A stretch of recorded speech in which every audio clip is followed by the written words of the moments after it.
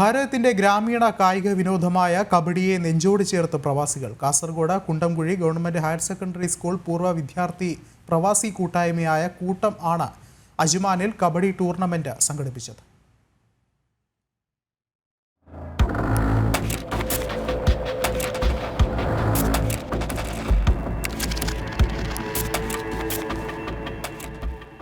ഭാരതത്തിന്റെ ഗ്രാമീണ കായിക വിനോദമായ കബഡിയെ പ്രവാസികളിലേക്ക് കൂടുതൽ എത്തിക്കാൻ ലക്ഷ്യമിട്ടാണ് കൂട്ടം കബഡി ടൂർണമെന്റ് സംഘടിപ്പിച്ചത്.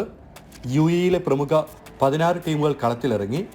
ഓരോ ടീമിനും ഇന്ത്യയിൽ നിന്നുള്ള 2 അതിഥി കളിക്കാരെ പങ്കെടുപ്പിക്കാമെന്നതിനാൽ പ്രോ കബഡി മറ്റ് പ്രമുഖ ലീഗുകളിൽ മത്സരിച്ച താരങ്ങൾ വരെ ടൂർണമെന്റിന്റെ ഭാഗമായി.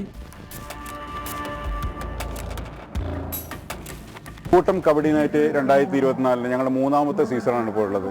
കേരളത്തിൽ നിന്നും മാത്രമല്ല നമ്മുടെ ഇന്ത്യയിൽ നിന്നുള്ള വിവിധ സംസ്ഥാനങ്ങളിൽ നിന്നും ഒരുപാട് ആൾക്കാർ ടീമുകളാണ് നമ്മുടെ വന്നിരിക്കുന്നത്.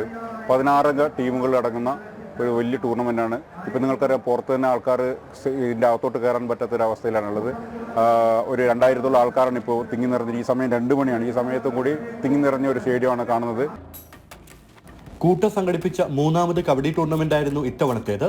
രാത്രിയിൽ നടക്കുന്നതുകൊണ്ട് തന്നെ ജോലിത്തിരക്കുകൾ മാറ്റിവെച്ച് എല്ലാവർക്കും കളി കാണാൻ എത്താനായി. രാത്രി 10 മണിക്ക് ആരംഭിച്ച് പുലർച്ചെ വരെ നടന്ന മത്സരം കാണാൻ സ്ത്രീകളടക്കം കബഡി പ്രേമികളായ ആയിരങ്ങളാണ് എത്തിയത്. കരുത്തും വേഗവും കൊണ്ട് എതിരാളികളെ വീഴ്ത്തി കളം കാലിയാക്കുന്ന കബഡി മത്സരം ആസ്വാദകരെ ആവേശത്തിലാഴ്ത്തി.